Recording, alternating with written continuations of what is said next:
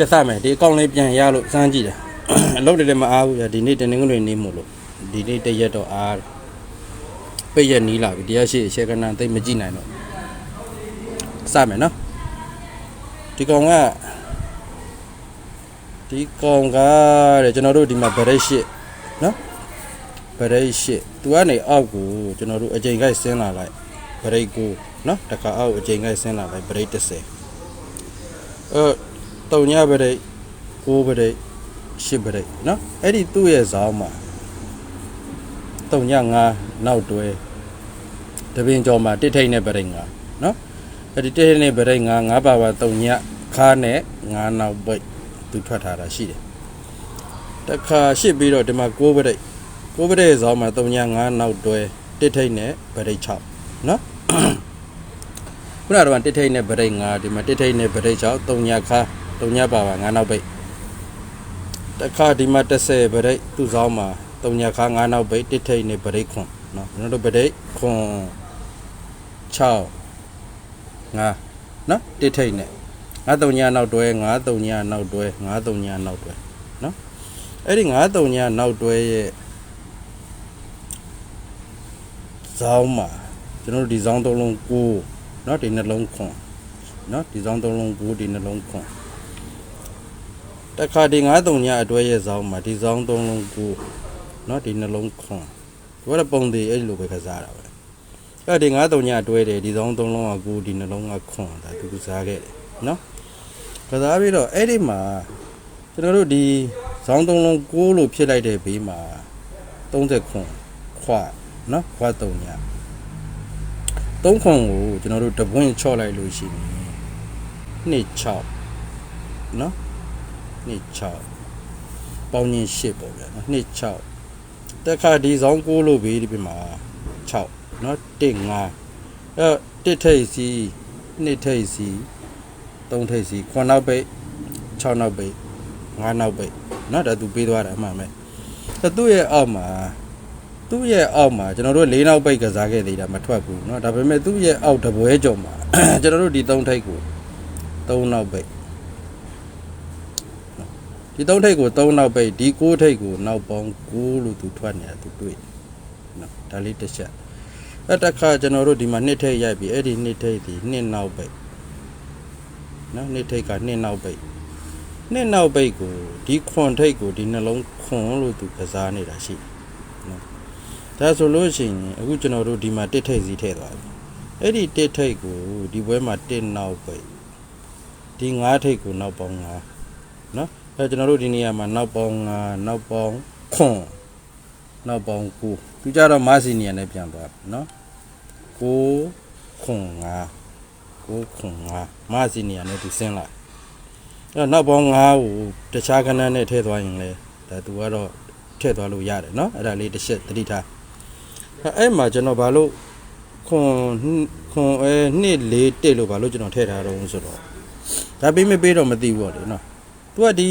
တိုင်းကြည့်ရင်4ဗရိတ်နော်သူကဒီတိုင်းကြည့်ရင်သူက4ဗရိတ်သူကစားခိုင်းဒီမှာကြည့်ရင်ကျွန်တော်တို့က5ဗရိတ်နော်4ဗရိတ်5ဗရိတ်ဒီနေရာမှာကျွန်တော်တို့6ဗရိတ်ထည့်မယ်ဆိုရင်ဒါ1 4 1ဆိုတဲ့ကဏ္ဍဒါပဲထွက်သွားလို့ရတယ်နော်ဒါ1 4 1ဆိုတဲ့ကဏ္ဍထွက်သွားလို့ရတယ်အဲ့ဒီမှာတကယ်လို့အဲ့ဒီလိုမကစားပဲနဲ့တခုရှိတာက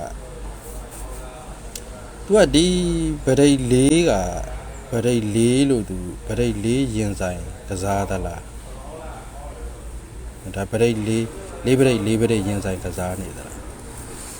ဒုတိယကပ်မှာကျွန်တော်တို့ဒီ9ဗရိတ်ကဒီမှာ9ဗရိတ်ရင်ဆိုင်ကစားနေသလားဒါဆိုရင်ဒီနေရာမှာကျွန်တော်တို့က4 5ပြီးတော့6မလာပဲနဲ့ဒီခွန်ပရိတ်ကြီးကမြန်ခွန်ပရိတ်လို့ကစားမလားတကယ်လို့ခွန်ပရိတ်ကခွန်ပရိတ်လို့ကစားမယ်ဆိုကျွန်တော်တို့2 4 1ထည့်ရမယ်เนาะတကယ်လို့အဲ့ဒီလိုမယူပရိတ်ကိုစီနီယာကျွန်တော်တို့ဆွဲချမယ်ဘောကနေပြီးတော့ကျွန်တော်တို့4ပရိတ်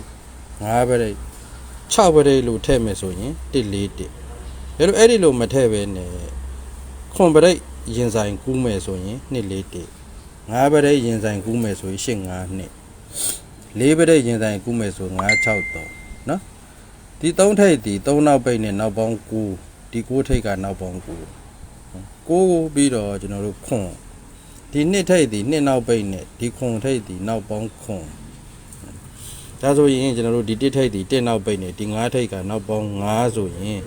4 1နှစ်ဆိုတယ်เนาะနှစ်4 1ဆိုတဲ့ခဏန်းတစ်ခွက်တည်းထွက်တယ်ဒါဒီပရိတ်ခွန်ကူးမယ်မကူးမယ်ကျွန်တော်တို့မသိဘူးเนาะဒီနေရာမှာ41နောက်တွဲကိုထိပ် CD ဆွဲချလိုက်လို့ရတယ်เนาะ41တွဲကိုထိပ် CD ဆွဲချလိုက်လေရတယ်ဒီလိုမှမဟုတ်လို့ရှိရင်ပရိတ်6နဲ့တစ်ခွက်141ပရိတ်9နဲ့တစ်ခွက်241เนาะနှစ်ထိပ် CD ကကျွန်တော်ပြထားပြီးသားပါ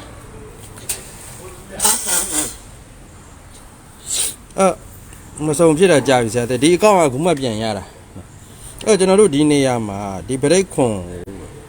ကျွန်တော်တို့တစ်ချက်သတိထားဖို့ရှိတယ်เนาะအဲ့ဒီမှာကျွန်တော်တို့ကစားနေကြကျွန်တော်တို့မဇွန်လိုင်းကိုသွားမယ်နေ့เนาะကျွန်တော်တို့3ဇွန်4ဇွန်5ဇွန်ကိုကျွန်တော်တို့သွားကြည့်မယ်เนาะအဲ့ဒီ3ဇွန်4ဇွန်5ဇွန်လိုင်းထဲမှာကျွန်တော်တို့ဒီတစ်ထိတ်ကကျွန်တော်တို့တက်နောက်ပိတ်ဗရိတ်ကူနော်တက်နောက်ပိတ်ဗရိတ်ကူသူ့အောက်ဆောင်မှာရှေ့ပေါင်း9ဒီ9နောက်ပိတ်အငိမ့်နဲ့ထွက်ထားတာရှိတယ်နော်ဒါလေးအရင်ကြည့်နောက်တစ်ခါ2013ပြီးတော့14ခုနှစ်ထဲမှာနော်2003ပြီးတော့2004ခုနှစ်ထဲမှာတစ်ထိတ်ဗရိတ်ကူပြီးတော့ဒီနေရာမှာတက်နောက်ပိတ်ဗရိတ်ကူပြီးတော့တက်နောက်ပိတ်ဗရိတ်ရှိเนาะကျွန်တော်တို့ဒီနေရာမှာတက်နောက်ပိတ်ဗရိတ်ကိုတက်နောက်ပိတ်ဗရိတ်ရှိတခါသူ့ရဲ့ဇောင်းမှာရှေ့ပေါင်း9ဒီ9နောက်ပိတ်เนาะဒီလိုမျိုးဖြစ်နေတယ်ဒီနေ့ထဲမှာကျွန်တော်တို့တက်နောက်ပိတ်နဲ့ဗရိတ်ခွန်เนาะတက်နောက်ပိတ်ဗရိတ်ခွန်ရှေ့9သူကစီနီယာဆွဲချလာတာအချိန်ကြိုက်ပဲအဲ့ဒီဗရိတ်ခွန်ရဲ့ဇောင်းမှာရှိတယ်ရှေ့ပေါင်း4ဒီနေရာမှာကျွန်တော်တို့4နောက်ပိတ်မှာလားဒါ4နောက်ပိတ်မလားဆိုတာတစ်ချက်เนาะသူကရှေ့ပေါင်း9က9နောက်ပိတ်ရှေ့ပေါင်း9ဒီ9နောက်ပိတ်တကယ်လို့ဒီနေရာမှာရှေ့ပေါင်း4ဒီ4နောက်ပိတ်လို့ယူလို့ရတယ်လို့9နောက်ပိတ်ပုံသေးလဲဒါကျွန်တော်တို့ဖြစ်သွားနိုင်တာပဲเนาะဒါလေးတစ်ချက်လဲစဉ်းစားအဲ့ဒီမှာသူကဒီ6ခါအဲ့ဒီ6ခါကိုအောက်တပွဲကြော်မှာခွန်နှစ်5ဆိုပြီးတော့6ပါပါ4လို့ပြန်ထည့်ထားတာရှိတယ်เนาะ4လို့ပြန်ထည့်ထားတာရှိတယ်အဲ့ဒီ4လို့ထည့်လိုက်တာ ਨੇ အဲ့ဒီ6ခါကိုဒီဗရိတ်9နဲ့4ခါနဲ့က6လို့သူပြန်ထည့်တယ်เนาะအဲ့တော့9 4 5သူကတကွက်တည်းထွက်တာပေါ့ဗျာเนาะဒါဆိုရင်ကျွန်တော်တို့ဒီ9ဒီ9နောက်ပဲအဲ့ဒီ6ခါလေးဒီအောက်တပွဲကြော်မှာ3ည8 6 9ပါဝါ4လို့ပြန်ထည့်ထည့်ပြီးတာ ਨੇ ဒီဗရိတ်8နဲ့1ခါနဲ့ကို6လို့သူပြန်ထည့်နော်6 1 5တကွက်တည်းထွက်တယ်ဒါဆိုရင်ဒုတိယကပ်မှာကျွန်တော်တို့ဒီဗရိတ်အရှိပေါင်း4ကို4အပိတ်လို့ထည့်မလားထည့်မယ်ဆိုရင်ကျွန်တော်တို့4နောက်ပိတ်ထည့်မယ်နော်တကယ်လို့အဲ့ဒီလိုမယူ9ပုံသေးယူမယ်ဆိုလဲရတယ်နော်အဲ့တော့ကျွန်တော်ကတော့ဒီ4ကို4အပိတ်နဲ့ပဲထည့်လိုက်မယ်ဒီဗရိတ်9နဲ့4ခါနဲ့လို့ကျွန်တော်တို့6လို့ထည့်မယ်ဆိုရင်4ခါအဲ့တော့ဒီ6ရဲ့ပါပါထိတ်3လုံး4ဖြစ်အောင်ခွန်ရှိ9ဆိုတော့4အဲ့တော့ဒီနေရာမှာ9 4 5ဆိုတဲ့ခဏနဲ့9 4 4ဆိုတဲ့ခဏရတယ်နော်အဲ့ခုနကကျွန်တော်ပြောတယ်ဗရိတ်ခွန်ရင်ဆိုင်ကို9 4 4ဆိုတဲ့ခဏမျိုးလေးထွက်သွားလို့ရတယ်နော်ဒါလေးကကိုယ့်ကိုအဆင်ပြေတယ်လို့ထည့်ထိုးနော်ဒါလေးတွေကကျွန်တော်မကြိုက်လို့ဆိုပြီးထားတာတွေဟိုမကြိုက်လို့ထားတယ်ဆိုပေမဲ့ဘယ်လိုဆိုတော့အလောက်ကလည်းမအားတာနဲ့မပြတ်ဖြစ်တာလည်းပါတယ်နော်အဲ့ကျွန်တော်နည်းနည်းပြန်ပြီးတော့ရှင်းပြမယ်နော်ကျွန်တော်နည်းနည်းလေးပြန်ရှင်းပြမယ်အဲ့တော့ဒီဗရိတ်6ပေါ့နော်ဒီ6ကိုပဲစလိုက်တော့ဒီ6ခါကို6ပါဝါထိပ်စီး3လုံးက4ဒီဗရိတ်9နဲ့4ခါနဲ့က9ရှေ့ပေါင်း9ဒီ9နောက်ပိတ်4 5 4နော်တစ်ခွက်တည်းထွက်တယ်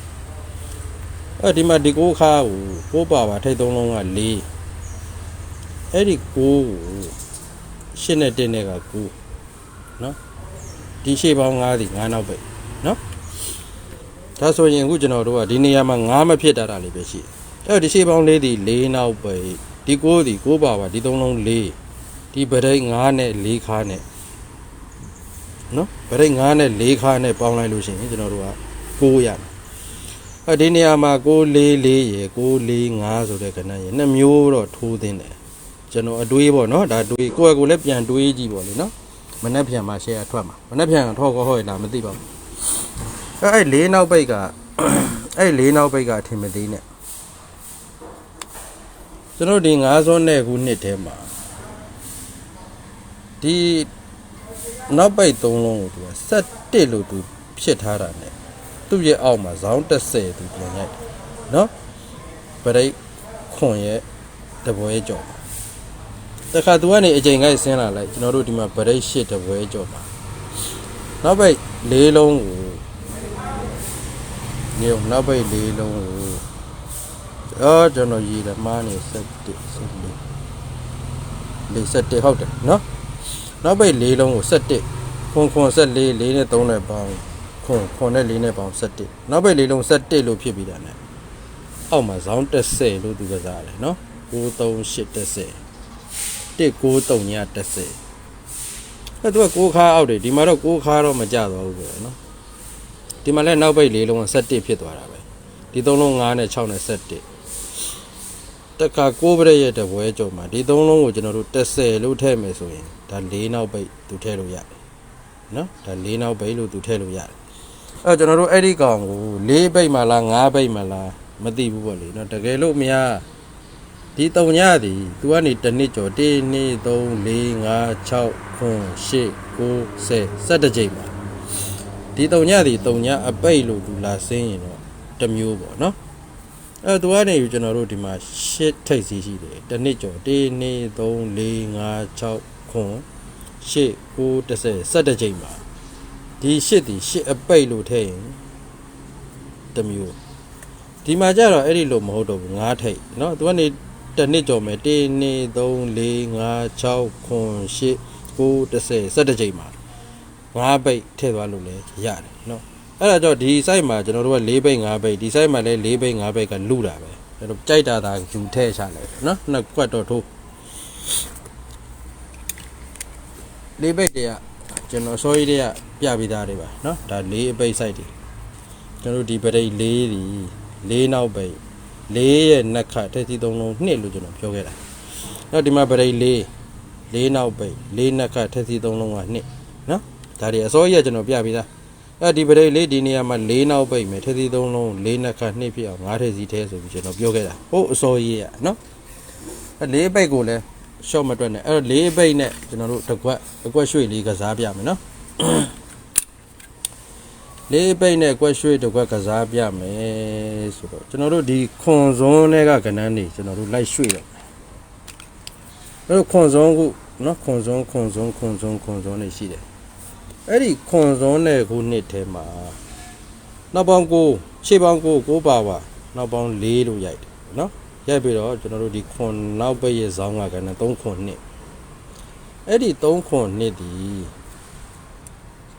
80ခွန်ကနေပြီးတော့ကျွန်တော်2005ခုနှစ်တည်းကိုသွားထွက်တယ်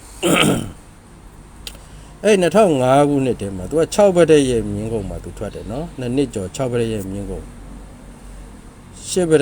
3ထိပ်စီလို့ရိုက်ထားတဲ့အောက်တပွဲကျော်မှာအဲ့ဒီ3ခွန်နှစ်ဆိုတဲ့ကဏ္ဍဒီနှစ်ခါအငိမ့်နဲ့ထွက်တယ်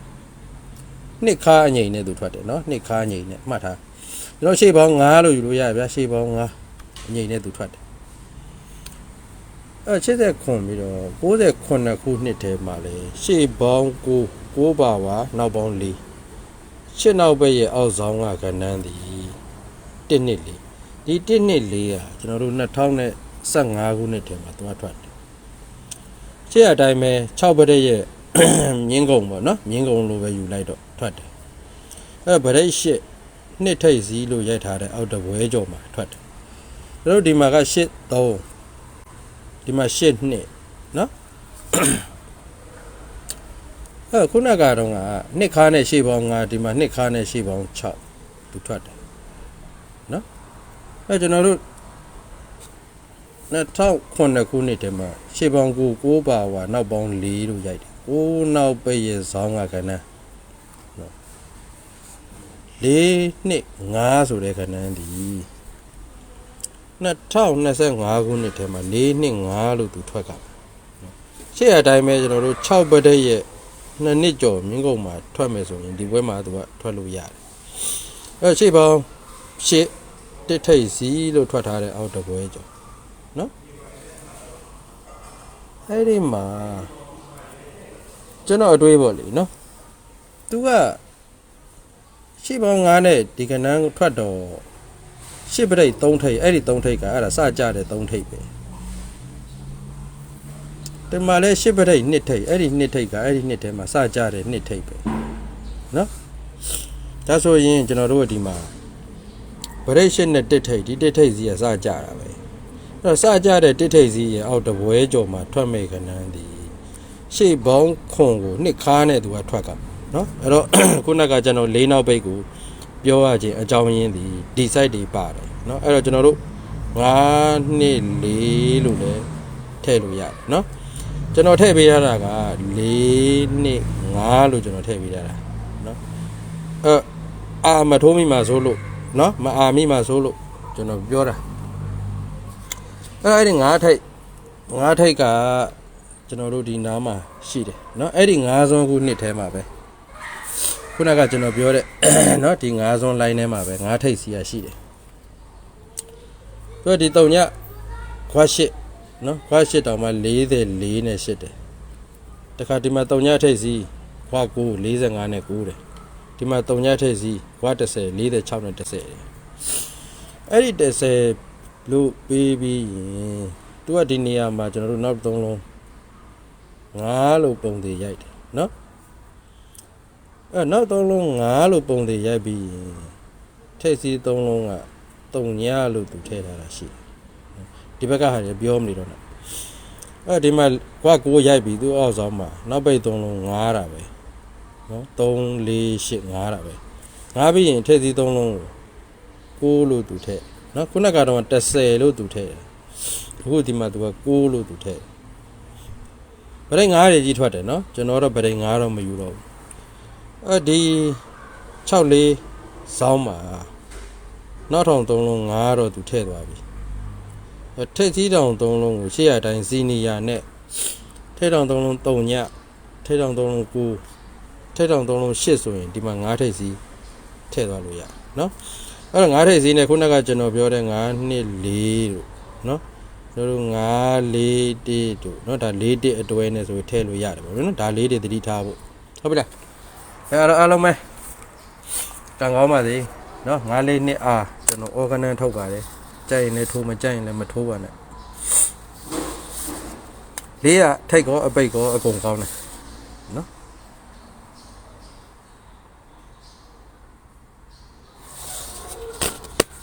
အားလုံးပဲမနေ့ပြန်ထွက်มาလားမထွက်ဘူးလားကျွန်တော်လည်းမသိ